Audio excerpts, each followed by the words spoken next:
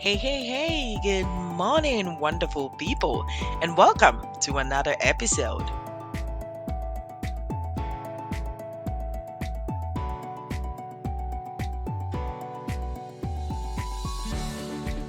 Today's story is titled Abroad Husband on Facebook.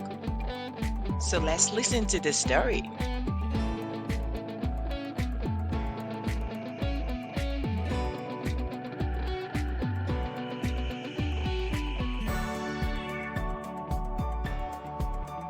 Hi, my name is Laura, and I live in Port Harcourt, Nigeria.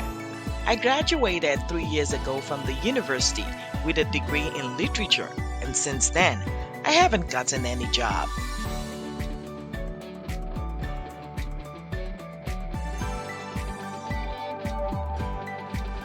I have gone for several interviews, and they keep saying they will get back to me. I have attended so many seminars and written what I would say is the best of all resumes, and all to no avail.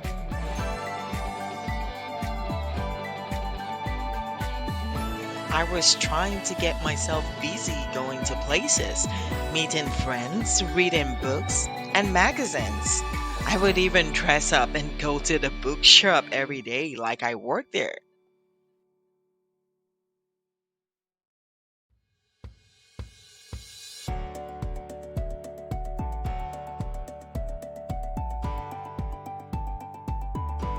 So it got to the point where I got so bored at home. Then I started going to my dad's store to help since there's no job. My dad has a decent supermarket which he manages with my mom, and they have been doing decent for themselves. My older brother has not gotten a job in the last 4 years of graduation, and they all go to the shop. In the first place, I didn't want to go join them in the store as I kept on looking for something else to do. My mom was saying that if I couldn't get a job, I should at least get married and leave the house. Oh gosh.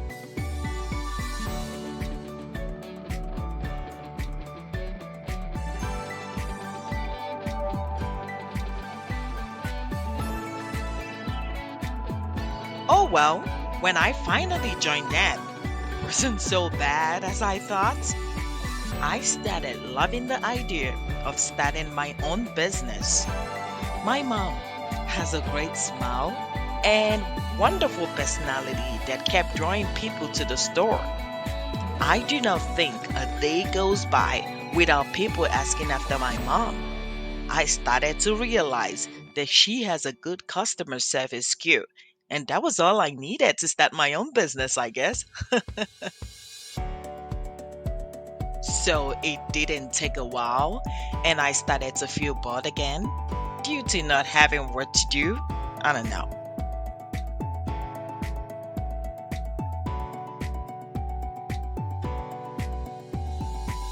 I started to spend so much time on social media, especially on Facebook. I mean, this is the age of social media. I accepted almost all friend requests that came my way, especially guys who look like they are well to do or people who stay abroad. In the process, this guy named Peter chatted me up and we started talking. He and I talked for about 2 weeks and I felt like everything was going great.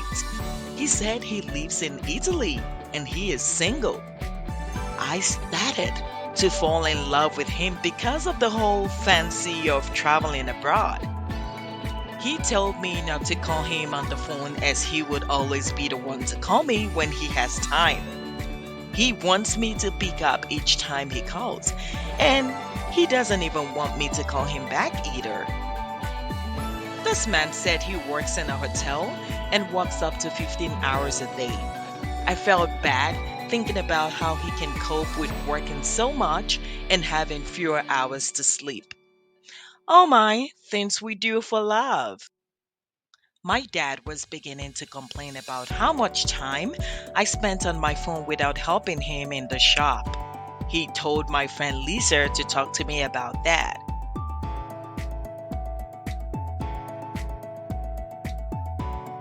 But girl, Lisa and I ended up selecting clothes for a birthday party when she came over to my house.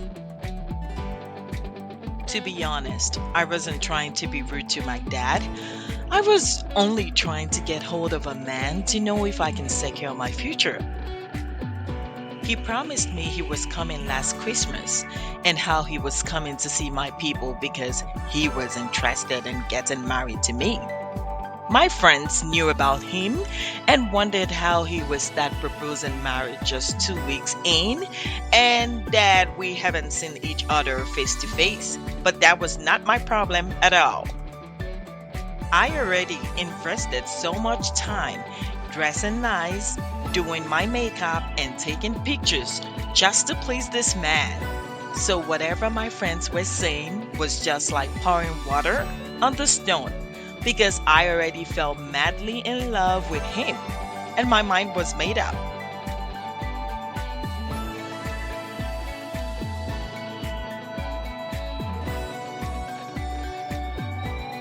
The whole romance story was moving so fast, and he finally came back for Christmas. He asked me to come to Lagos as he will be there for a few days before going down to the east where he is from.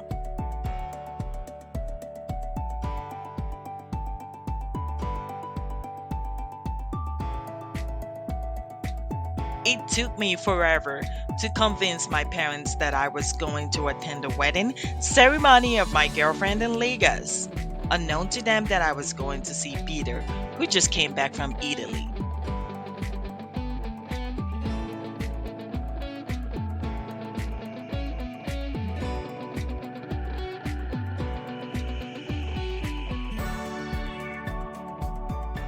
So I went to Lagos and I finally met Peter, the love of my life, the air that I breathe, and the solution to my problems. We had few drinks with his friends as he introduced me as his wife to be. I was super, super, super happy as his friends kept on calling me our wife. So finally, he and I checked into a hotel. We had what I would call a one night stand. And the next morning, he told me he got an urgent call that requires his attention in the East as soon as possible. He promised to come the next week to see my parents.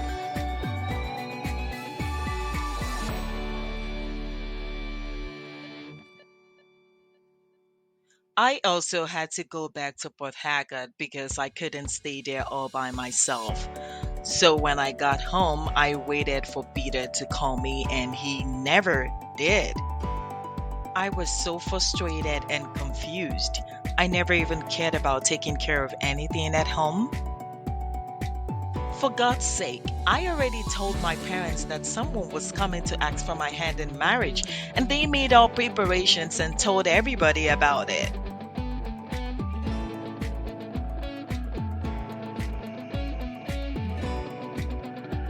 I have not heard a word or even a text from Peter.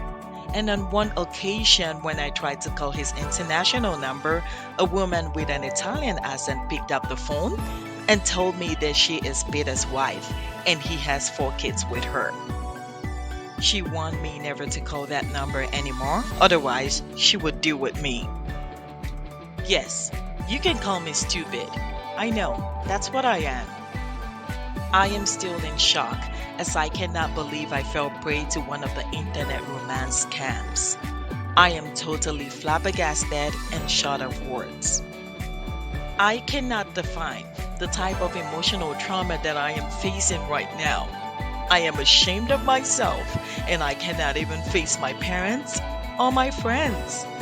I know that I have made a fool of myself, but I can never get over this. Where do I start from here?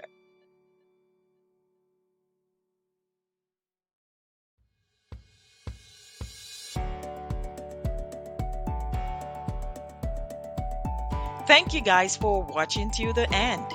That was a very sad story, I would say. I guess the question is, what would you do if you were Laura?